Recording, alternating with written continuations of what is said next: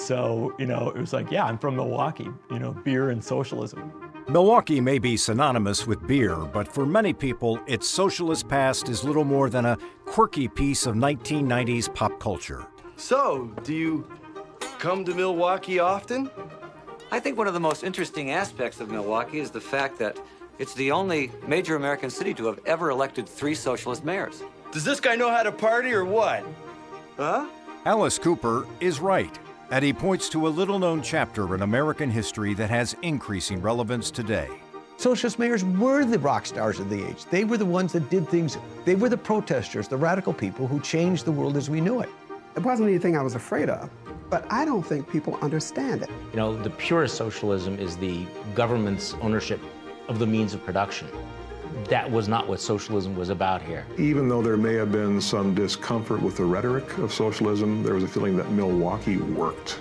The public had trust in government. Unlike its beer, the city's socialism isn't world famous, but it should be, because Milwaukee offers a case study of how socialism played out in an American setting.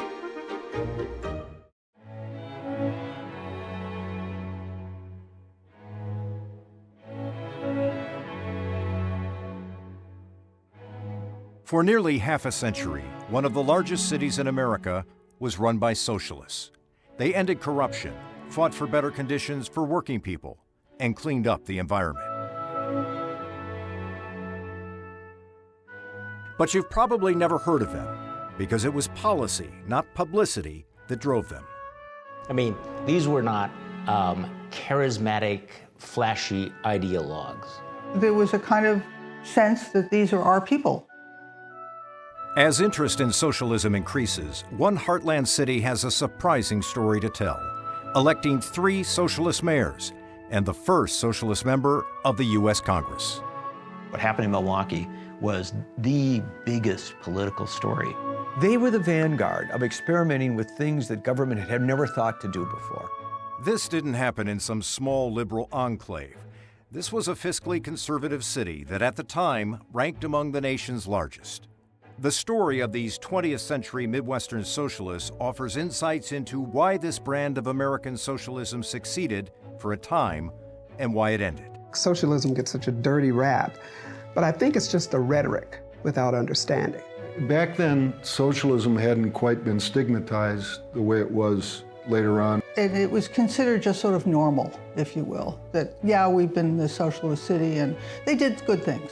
So this was a city that was built really under socialist mayors.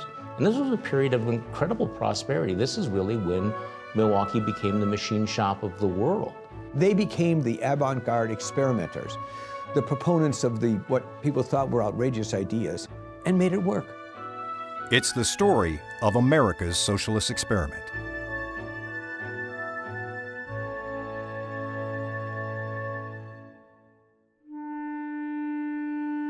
Sewage is a problem. It stinks. Worse, it carries disease. And as people are packed closer and closer together, it becomes impossible to avoid. This was a huge problem at the turn of the 20th century, as poor European immigrants pressed into American cities like Milwaukee. It was very, very crowded. The population density in Milwaukee matched Manhattan. So it was a very dense and crowded place. As the population swelled, the sewage became unbearable. This is a time when you have horses and mules in the streets, so that they were disease carriers, all that manure in the streets. People died from bad water or from bad food or from, filth. The city did not do a good job of protecting people at the most basic levels. So it really was an open sewer, literally. And all they did was convey human, industrial, and animal waste to the nearest river. So that's all it was for. Anyone who cared about this problem would certainly have the support of the people. The socialists had a solution. Part of that solution is still visible today, here. Massive amounts of sewage come into this plant, where it's filtered, fermented, and then bagged into fertilizer. So, in effect, the city sells its sewage to homeowners who spread it on their manicured lawns. The proceeds are then used to maintain and enhance the sewage system. In the 1920s, only one city was working to spread this ingenious idea. A city run by a highly respected socialist mayor, the city of Milwaukee, Wisconsin. One of the main legacies from the socialists was the tradition of clean government here. You almost can't find a city that is more different than, say, the political culture of Chicago than Milwaukee. 90 miles to the south, in Chicago, municipal government officials had a different solution to the sewage problem. They built a canal to flush it into the Des Plaines River. Chicago's waste became the problem of the unfortunate people downstream who didn't have the political clout to do much about it. There's no question that Milwaukee was a different place to live and work than Chicago. It's just 90 miles away, and it's always sort of amazed me that you could have two cities close to each other, same culture, but to be so different. Unlike Chicago, Milwaukee had socialist leaders who were focused on empowering working people with no political connections. And an important step was to give citizens basic sanitation, streets without open sewers. Milwaukee's leaders came to be called sewer socialists. The term was originally meant as an insult, hurled by East Coast socialists with more lofty goals.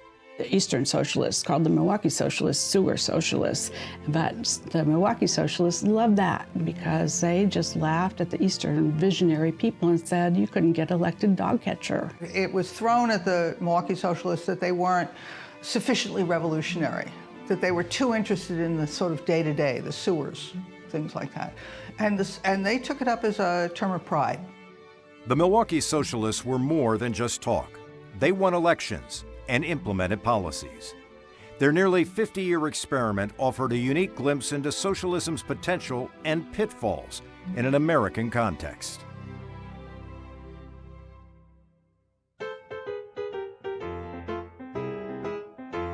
Voters go to the polls for two reasons: to vote for something or to vote against something. In 1910, a lot of people wanted to vote against the regime of David Rose. After 12 years as mayor, Milwaukeeans had enough. Rose didn't just tolerate vice, he seemed to encourage it. His nickname was all the time Rosie, and he not just tolerated but came close to encouraging all-night saloons, gambling dens, prostitution, and literally in the shadow of City Hall. Rose packed his government with shady characters, leading to nearly 300 indictments against city officials during his term. Milwaukee was pretty much a political cesspool.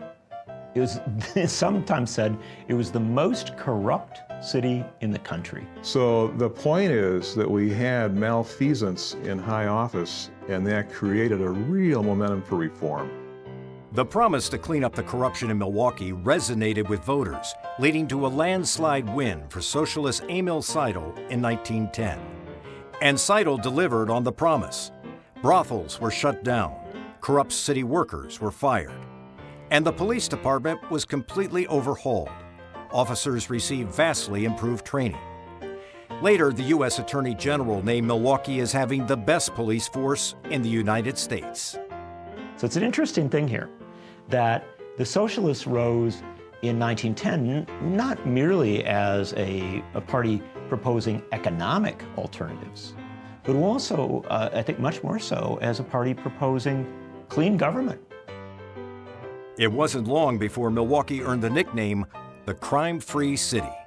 On the front page of the New York Times, day after day, there were news reports, and not negative, or overly positive. They were just this thing of something amazing has happened out in America, out in the middle of the country.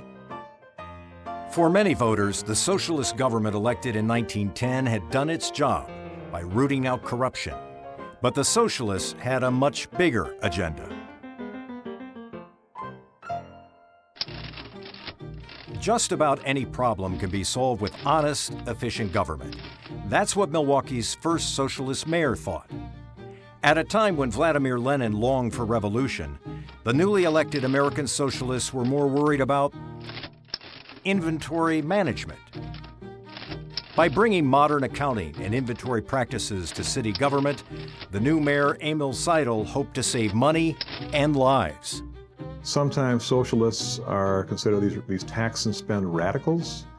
These Milwaukee socialists, they were good governors, and they introduced things like unit cost accounting, the first inventories, line item budgeting. By the early 1910s, American socialism was rising fast, and Milwaukee was ground zero. After Emil Seidel won City Hall, he worked to quell fears he was a revolutionary. Like the other Milwaukee socialists, Seidel's goal wasn't a quest for raw power. Instead, his focus was using the existing tools of government to improve the daily lives of working people. Milwaukee socialists existed in a time where they believed it was quite possible to perfect a city, a state, a nation, the world. This was a very, very radical vision. The arts, recreation, and education were just as important to the socialists as health care and workers' pay. As evidence, Seidel's top assistant wasn't a political operative. Rather, he was a poet, Carl Sandburg, who would later win 3 Pulitzer Prizes for his writing. But he becomes Emil Seidel's personal secretary, so kind of his left-hand man is how I described it. Emil Seidel's win was deeply embarrassing for both Democrats and Republicans. And so they joined forces, crafting an unprecedented backroom deal to oust the socialist mayor. A single candidate would be endorsed by both Democrats and Republicans. The tactic worked. Seidel lost, but America's socialist experiment was far from over. The massive factories of the American heartland created jobs and injuries. Workers in places like Pittsburgh, St. Louis, and Chicago had little recourse when hurt on the job. You had a lot of ethnic people working in these factories in very challenging situations and environment. They'd get injured and then they'd have job loss and couldn't support their family. If you were injured on the job, you were out of luck.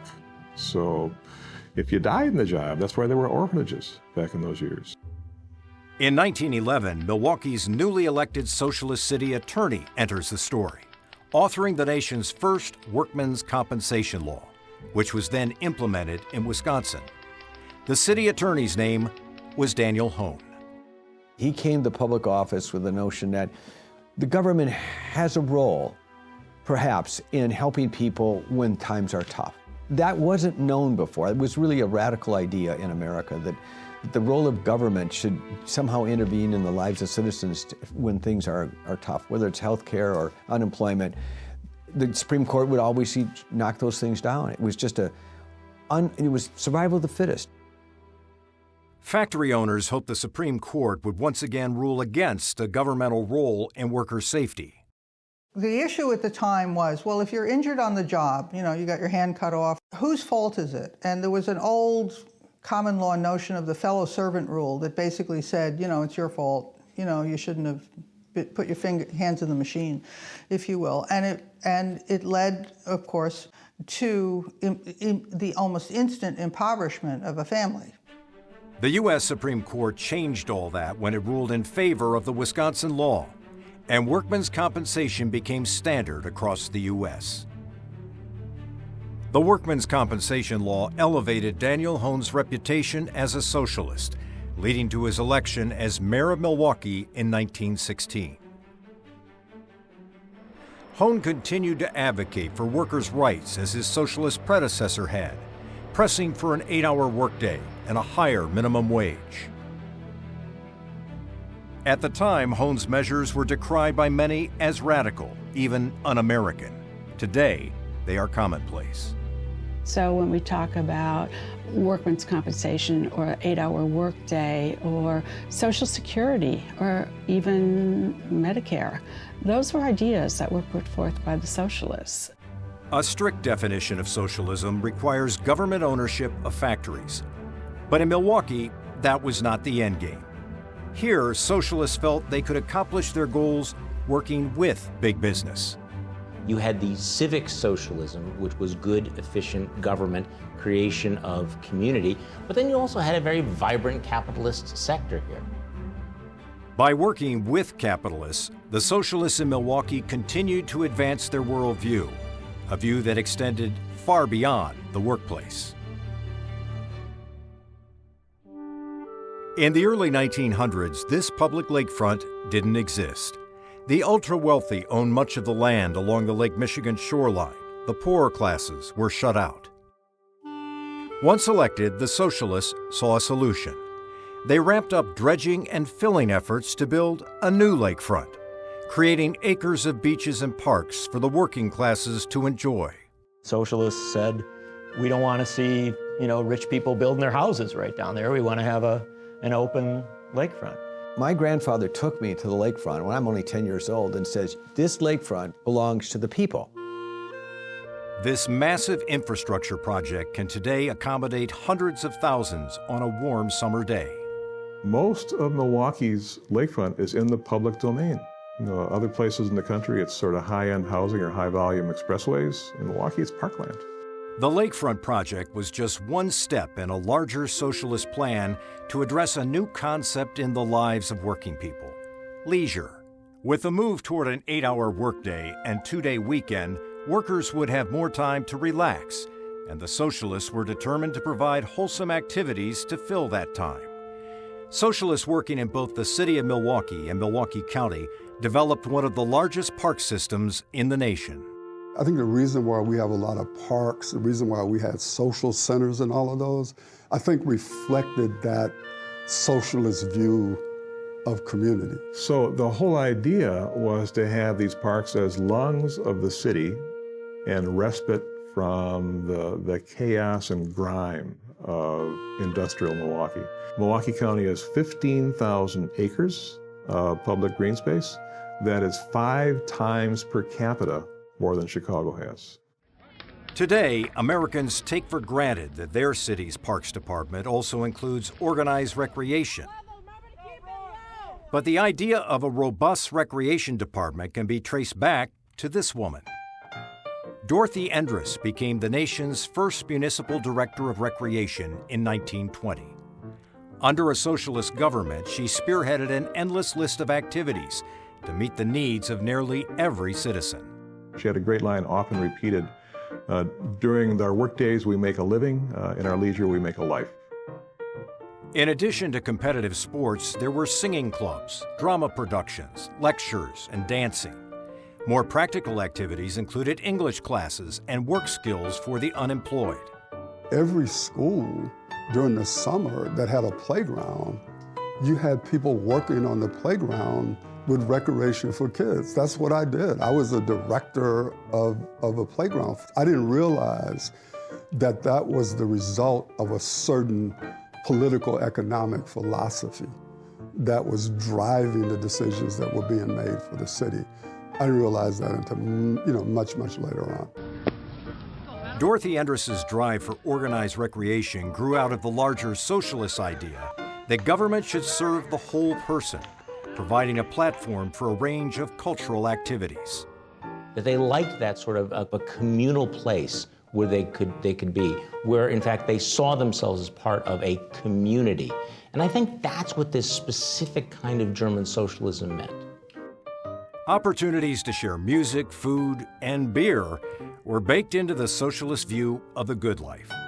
Today, Milwaukee is home to the world's largest music festival, an idea that grew out of the socialist view that government should play a role even in the leisure side of life. The City of Festivals tradition, in some sense, goes back into this sort of same notion that, ordinary people should be able to have fun and drink. The socialist movement in Milwaukee wasn't so much about ideology. It was about playgrounds and music and art and fun and a good life and a chance for happiness for all of us. Because Milwaukee socialists believed government should play a role in providing recreation, they supported public financing for a new baseball stadium, even though Milwaukee didn't have a major league team. After County Stadium was built, the Boston Braves were lured to Milwaukee. The governor of Wisconsin, the Honorable Walter J. Kohler, throws up the first ball, eventually winning the 1957 World Series. Mayor Frank Zeidler called the Braves' arrival a means of letting people know we exist. City and county officials worked with business leaders who had led the push for a new stadium, a bold bet on the future. Because it showed what leadership can do, and because they did it, a number of things happened. Number one, they probably saved the Green Bay Packers. Don scampers for a score on a 55-yard maneuver. That's because in addition to baseball, Milwaukee County Stadium hosted several Green Bay Packers football games each year. At the time, the team was in dire financial straits, playing in a small, outdated stadium in Green Bay. There was talk the Packers might leave, even move to Milwaukee. County Stadium gave the Packers time and motivation to build a new home, Lambeau Field. Billy Houghton has it in the far corner, and the Packers have the lead.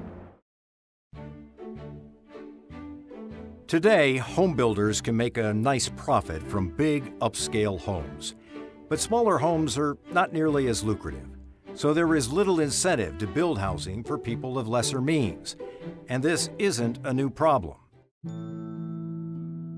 In 1920, Milwaukee was the second most densely populated city in America, after New York. Waves of new immigrants here were pressed into decrepit tenement housing. Socialist leaders saw a solution: single-family homes, each with its own small plot of land, a more healthy environment for workers' families. But builders weren't interested. So Milwaukee's socialist government stepped in, creating the nation's first municipal public housing project in 1921, called Garden Homes. When construction started on 105 houses, there were 700 applicants. The dream of an idyllic community of low-cost homes fueled tremendous optimism. This cooperative, that would own these houses in common, and you wouldn't pay rent, you'd pay shares or money into this cooperative association. So it was kind of the socialist model, made tangible on the small scale, the small residential scale. But because the families would not own their homes until after a 20-year period, many were leery of making improvements. And people who lived there said, I think we'll opt out of the co-op and we want these on our own. We want to own these privately. Cost overruns were also a problem. This template of an idea was not repeated. And when you isolate poor people, a couple of things happen. One is poor people have a lot of problems driven by the fact they don't have money. And secondly, when you concentrate them, you pretty much eliminate political support for what they want. Despite the challenges of this public housing project, socialists were undaunted in their quest to bring a more healthy living environment to Milwaukee's workers. A later public housing project, called Hillside, faced opposition because most of the residents were African American. I don't remember very many white people in Hillside. People wanted to live in the projects because, it was new, it was, like great living as far as I was concerned. Socialist Mayor Frank Zeidler ignored the criticism, ensuring he was photographed with new residents of the city's public housing projects. Building sewers was just one step in the socialist quest for improving the health of the city's residents. People are burning coal for everything. The women would not put wash on their line on Monday because if the wind blew from the south, because it would come out gray or black. So these large families living in close quarters, just sweating, in the late summers. The socialists built natatoria, but recreation was only a secondary function. The main purpose of these facilities was to give people an opportunity to bathe. Because in the early 1900s, most working people did not have running water in their homes. Places where you could go swim, and this was a big thing in Milwaukee where people would go and they would swim naked. I don't know when that stopped, but this was a Milwaukee thing, believe it or not. You imagine these old, German factory workers going out and they would go to the natatorium, but this was kind of, that socialist sort of thing. The socialist aggressive vaccination program in the 1920s led to a doubling of life expectancy in the city by the early 1930s. So you have these appalling rates of child mortality. During those years, about 60% of the funerals were for a child. So this was hard living in Milwaukee, and not just Milwaukee. This is kind of the state of affairs in urban America. The campaign to reduce infant mortality quickly brought about the lowest rates in the country. And the 1918 Spanish flu epidemic had a much smaller impact on Milwaukee than other cities, thanks to a powerful health department that effectively shut down public gathering places. Milwaukee eventually won so many national public health awards, it was exempted from the competition so other American cities would have a chance. Milwaukee becomes a paragon of civic virtue, and we won award after award as the safest, healthiest, and cleanest big city in America. The successful innovations of the Milwaukee Socialists did not go unnoticed across the nation. What came to be called the Milwaukee Experiment was closely watched by friends and foes. But attempts to replicate this brand of socialism elsewhere were not successful, largely because Milwaukee's backstory brought together a unique set of factors. What happened in Milwaukee is partially because it was a heavily immigrant population from Central Europe, mostly Germans initially, that they brought with them political traditions that were bubbling up in Europe at the time, and socialism was one of them. In the decades following the American Revolution, the countryside of Europe became increasingly unsettled. Commoners longed for American-style freedoms, but the aristocracy resisted. This all came to a head in 1848, when a series of protests were crushed in the German territories. The intellectuals behind the protest movement escaped to America.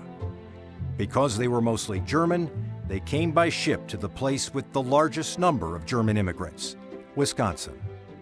Unlike the previous wave of German farmers, the 48ers, as they were known, were writers, artists, teachers, and lawyers. These were idealists, but they were also politicians.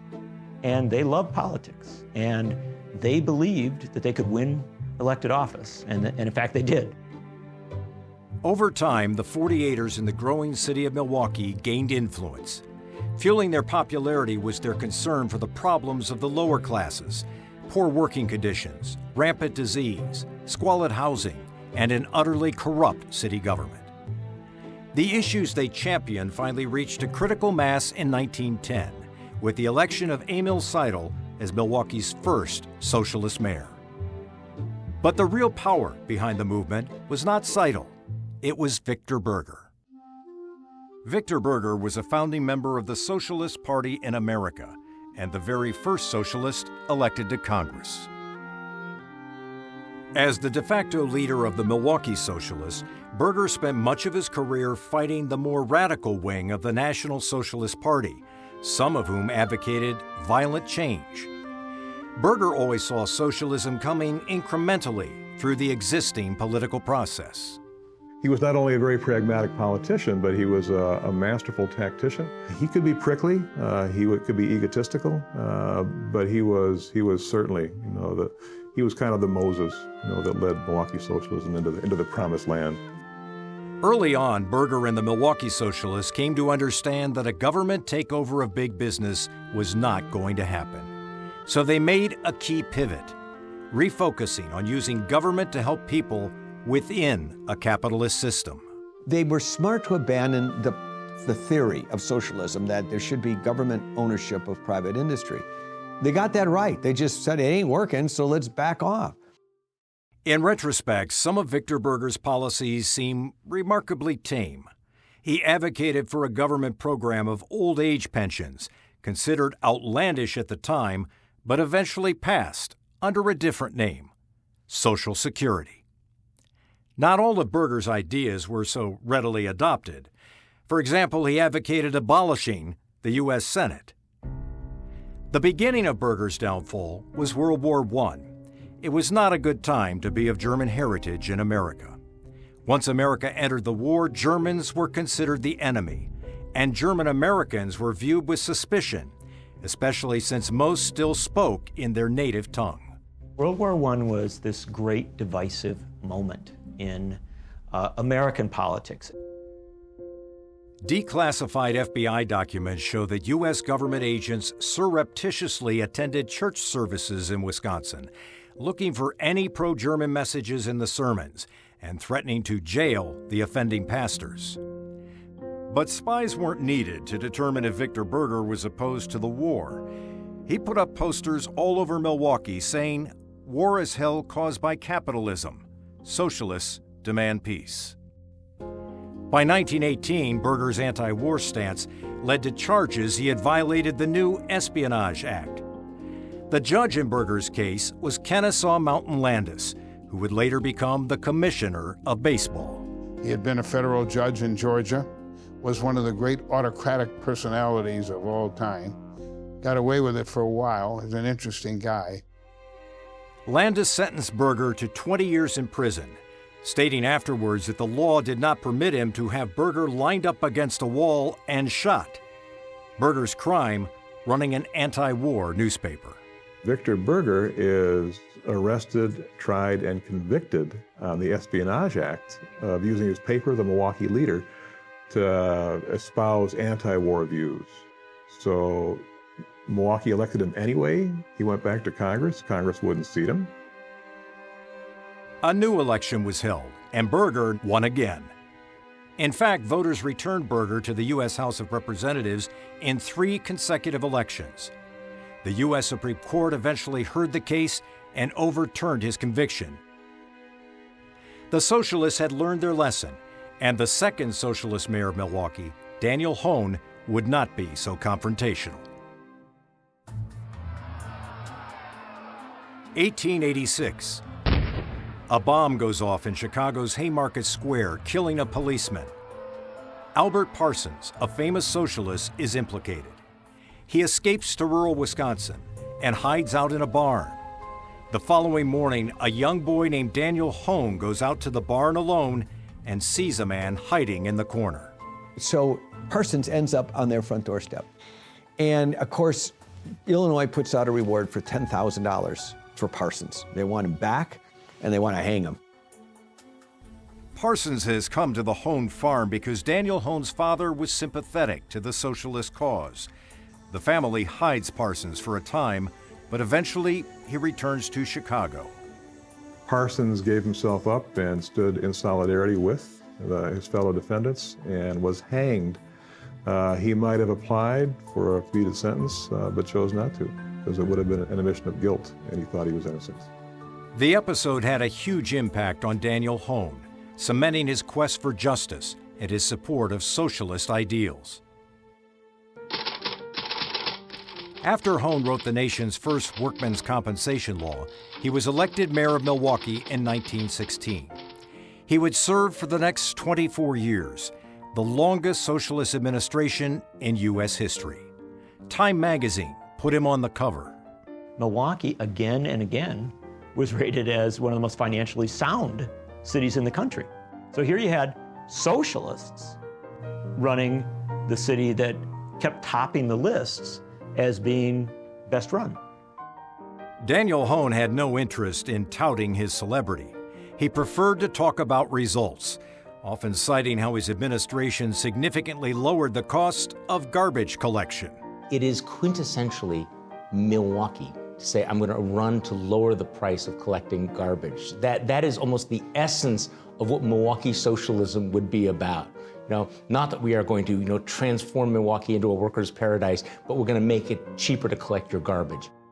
Hone liked to brag that smallpox vaccinations, which were $3 from a private doctor, cost the city only 7 cents to administer. He was convinced that the city could provide a wide range of services cheaper than any private company. Hone was particularly irked by the private streetcar company, which he thought was gouging the citizens of his city. Public transit was, in the days before automobiles, it was a public necessity. And you have this New York company, the North American company, they're the ones who are making the profit. And Dan Hone, like all socialists, believed that the profit should stay here, and the people who supported that system should own it. Dan Hone never had the opportunity to take over the transit system, but he did venture into the grocery business when during World War I, profiteers drove up the cost of food. Hone authorized the city to buy boxcars of canned goods, fish, and produce to be sold to the public at deep discounts. Hone didn't overspend on his ambitious projects. He considered fiscal responsibility to be a centerpiece of effective socialism. During his tenure, the city did not run budget deficits. On occasion, Hone's more idealistic side became visible. When the King and Queen of Belgium planned a visit to Milwaukee, Hone blocked the trip. His sole reason? Monarchs represent everything socialists despise. Hone could not bring himself to welcome any aristocrat. So a royal visit to Milwaukee was considered quite something, except by Dan Hone, who, when he was invited to come and greet the king, sent back a message that was essentially, I don't greet kings. His official statement read, "I stand for the man who works. To hell with kings." So Dan Hone writes, the Belgian ambassador said, "I need no disrespect to the king, but as far as I'm concerned, to hell with kings, I'm for the man who works." Whoa, front page of the New York Times, there's a crazy man in Milwaukee. A much more serious test came when the Ku Klux Klan tried to establish a beachhead in Milwaukee in the 1920s.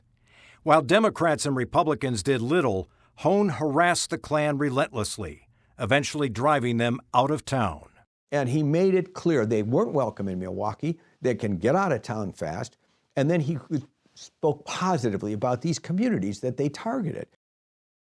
Efficient, frugal government doesn't make headlines, and over time, Daniel Hone began to seem stodgy, even boring.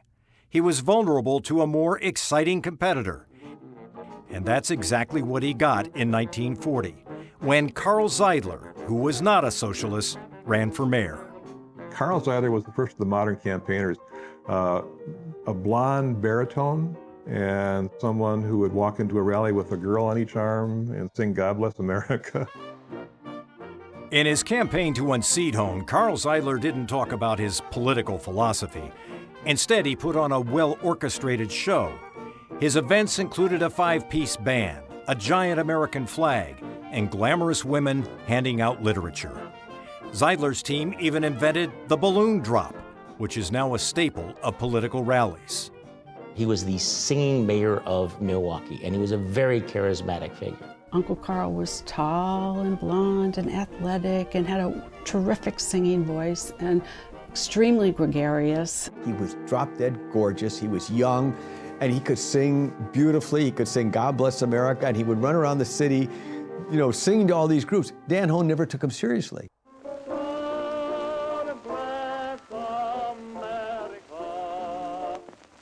Carl Zeidler defeated Dan Hone and became mayor in 1940. But shortly after, Zeidler volunteered to serve in the war effort and was lost at sea.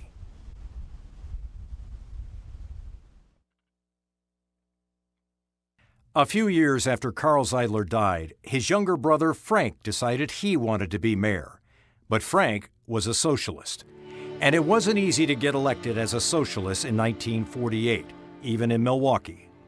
With America now in the Cold War, many saw socialists as the equivalent of communists, and communists were America's greatest perceived threat. This widely published photo turned the tide in favor of Frank Zeidler, showing his gentle, unassuming family side. It was an image of a Milwaukee family that people could empathize with. It was not a scary socialist. And it was really difficult for anybody to think that was a very threatening man or a very threatening family when they saw that. It was very ordinary, just a very comfortable person, which my father was. There was nothing that looked totalitarian about Frank Zeidler. He rode the bus. He was so not a politician, but he was probably one of the best ones I'd ever known. Part of the reason for Frank Zeidler's win has been credited to the popularity of his war hero brother, but Frank never shied away from his socialist views. My father was a very good politician, and he knew how to run a campaign. He believed that people coming together, working together, would produce much better outcomes than everybody just individually striving for their own selfish interests. The issues socialists championed in the 1940s and 50s were far different from their predecessors. For starters, there were these, freeways. Frank Zeidler originally loved freeways, calling them citizen highways. As the latest in a line of efficiency-minded socialists, Zeidler saw freeways as a way to reduce congestion and a faster, better way to get workers from place to place. But then Milwaukee actually built its first freeway, and everything changed. Those neighborhoods were gorgeous. Beautiful parks, beautiful homes, and then all of a sudden freeway starts in. Houses started dropping. Zeidler's attitudes towards freeways changed very quickly when he saw what happened with Stadium North, which was the first freeway built in Milwaukee. And the net result was it diminished property values, ruined Washington Park, which had been the busiest park in the city.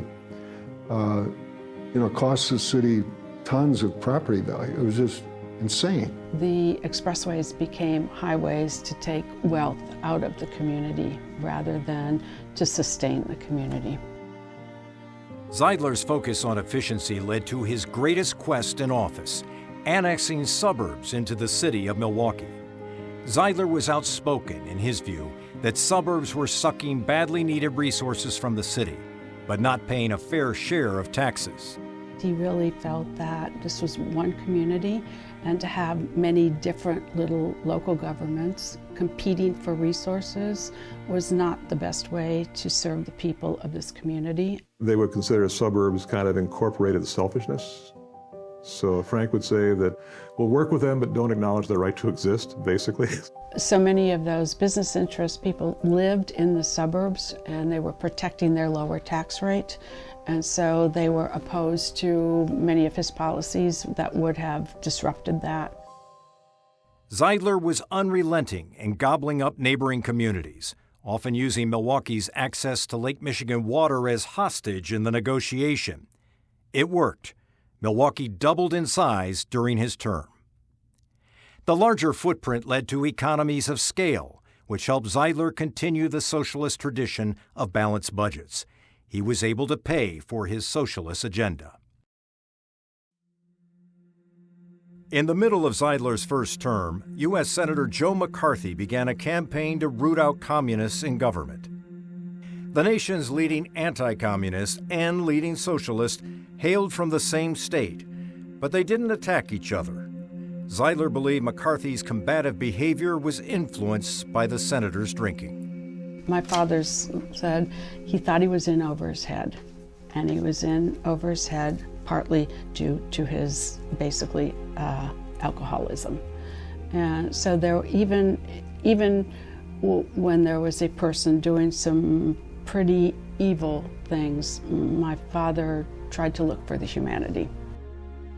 Earlier in his career, Joe McCarthy was a New Deal Democrat who played poker with his left-leaning buddies. Now the Wisconsin senator was at the center of the nation's anti-communist fervor. McCarthy's Red Scare quickly gained traction nationally, but in Milwaukee, the story played out differently. At the height of McCarthyism, in 1952, the citizens of Milwaukee re-elected their socialist mayor, Frank Zeidler, to a second term in office. I think it was like the old reliable slippers you had in the closet. It wasn't coming to take away your stuff. It wasn't going to nationalize your business. It wasn't going to tell you where you had to live, but it was going to provide those needed public services. So it never had that visceral reaction that I think some people had. Frank Zeidler was a strong advocate of civil rights, a decade ahead of many other northern mayors. During his tenure, the city's African American population tripled, and Zeidler embraced the new Milwaukeeans. It was a sharp turn from the position of socialist leader Victor Berger, who 50 years earlier was outspoken in his claim that African Americans were inferior to whites. Zeidler repudiated that racism, living in a modest home in an increasingly black neighborhood. I can see him in my head, and I see his hat, and I see the coat and everything. But he was just a very humble person. I think the whole family was like that. Just wanting to be helpful, wanting to be a part of, wanting to educate. Zeidler's advocacy of civil rights made him a target, especially in the 1956 campaign. the real estate industry was redlining districts, keeping African Americans out of certain neighborhoods. My father fought that. He did not think that was right. Critics falsely claimed that Zeidler had put up billboards in the American South, encouraging African Americans to move to Milwaukee for free housing. That 56 campaign was an ugly campaign, and there were efforts to divide the community along issues of race.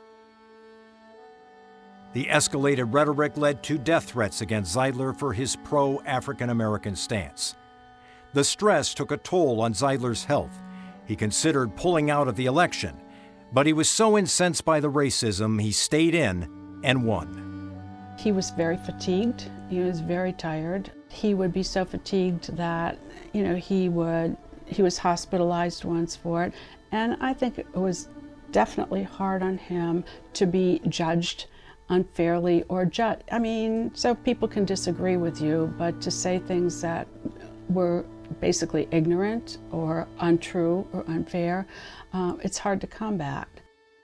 The ugliness of the campaign made national news. Time magazine called it the shame of Milwaukee. Frank Zeidler served 4 more years and then chose to retire at the age of 48, citing mental and physical strain of the office. When he left office in 1960, America's socialist experiment all but ended. By the time Frank Zeidler left office, the Socialist Party in Milwaukee had long since lost its steam. But many of its ideas, once considered radical, were now embedded in mainstream American life.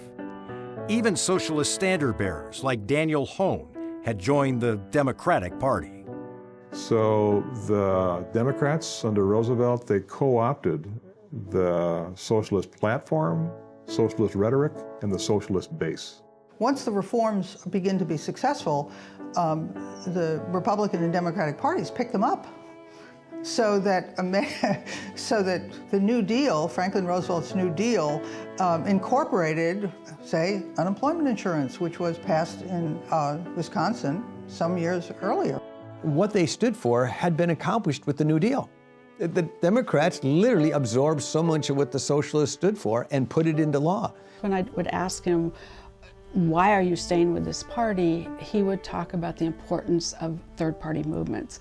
And the importance to him was that they put out ideas and platforms which then became picked up by the major parties. And people like Roosevelt owed so much of a debt of gratitude. Well, he would never say it publicly, obviously.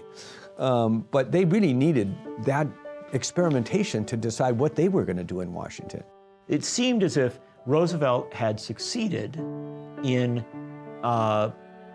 moving the Democratic Party far enough left that there wasn't a space for the socialists. The socialists had another problem. Good government doesn't make good headlines. And after a few decades, the socialists' cleanup of corruption was a distant memory for voters. I think people got tired of the socialists. I think after a while, they were boring. Milwaukee was ready for a modern type mayor. As the generations moved into my generation, I think the need for socialism was gone. In addition, the word socialism was now being equated with Soviet-style communism. At the 1956 National Socialist Party convention, Frank Zeidler, a strong anti-communist and a church-going Lutheran, warned that McCarthyism and the Red Scare had taken a toll. I think people got scared. All you have to do is tell somebody that's the boogeyman, and that's who they go for. Socialism and communism began to be seen as foreign foreign ideologies. Now, again, the Milwaukee Socialists tried to, never had great love for the Communist Party of the U.S., but that certainly tarred them badly. There was a blurring of the margins where socialists, communists, throw them all in the same pot, put them aside, don't need any of that. In years past, Milwaukee socialism had been custom built for the waves of Germans immigrating to the city. But now the newcomers were largely African American, and party leaders struggled to connect to this new population. It wasn't that the new migrants were having trouble getting jobs. They were having trouble getting good housing and then having good schools for their kids. But because the socialists didn't frame it in terms of the race issue and the racism that was embedded in the, in the older white ethnic and community, essentially you get a silence. Like any political party, I think they struggled with race and with gender.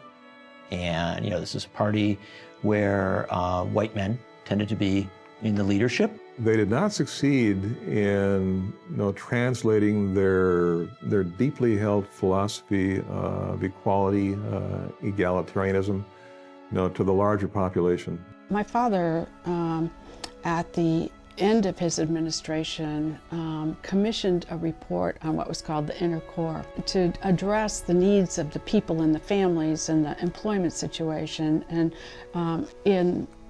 in the inner city that would alleviate some of this tension and help people help themselves to a better life. He was very disappointed that that report was shelved. For those of us who have resources, clearly the world is better, but there's still a significant number of people who still don't have the resources that they need to live a decent life in our city. Milwaukee socialists may have had unfinished business, but they accomplished many of their goals. They were efficient, problem-solving innovators. There was a certain scientific approach to government that I think people wouldn't necessarily associate with socialists. They would associate with sort of more of an entrepreneurial spirit now. So it was being just as enterprising as a capitalist, but directing that energy to the common good, to the public good. The whole nation embraced the fact that government can be part of solving people's problems in life, and it's not unconstitutional, and it's what government actually should do. Milwaukee socialists improved the quality of life for city residents. I think that they were seeing into the future because we have things and amenities and attractions that people don't have in other cities and towns. One of the largest public park systems. When you invest in mass transit, when you invest in education, when you invest in parks and those kinds of things, you create a quality of life. And I do think that's essentially become what a lot of successful urban areas have done. They don't call it socialist, but I think that a lot of it is that ethos. What we're talking about is continually looking to improve the human condition and the condition of individuals. During their tenure, Milwaukee socialists brought honesty and integrity to city government. Milwaukee had clean government, and I think that was a legacy of socialism. I think there's inspiration in the Milwaukee socialist, clean, honest government, not a hint of corruption from Frank or Dan Hone or Emil Seidel. That's what really distinguishes them. They governed very responsibly and, balanced their budgets and got awards for doing a better job than most other cities. A sense that government, despite periodic failures, is still all of us. I think that is absolutely a legacy of Milwaukee socialism. In 1936, Mayor Daniel Home published a book called City Government, The Record of the Milwaukee Experiment. It got the attention of one prominent reader in Washington, who wrote a letter to Home praising the book. "You have done a fine job, and one of which I am proud," the letter said. "It makes no difference if you call yourself Republican, Socialist, Democrat. You have contributed greatly to the theory and practice of local government." The letter was signed by President Franklin D. Roosevelt. Are there lessons to be learned from America's socialist experiment, or was what happened in Milwaukee simply an outlier? While Milwaukee's socialist leaders had always been deeply committed to the ideals of their cause, the appeal to voters was not the Socialist Party itself. Milwaukeeans were more impressed by the socialist squeaky clean reputation for honesty and efficiency, and the focus on practical issues that mattered to working people, like better pay and improved living conditions. And of course, sewers. No one really thinks much about sewers, toilets, and clean water until they're not available. But Milwaukee socialists did.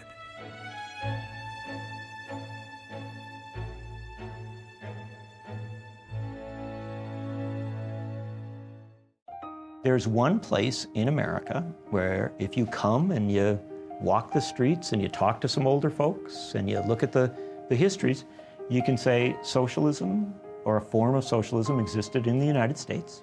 Democratic socialism, maybe social democracy, however you want to describe it, but it existed in the United States and it generally got high marks.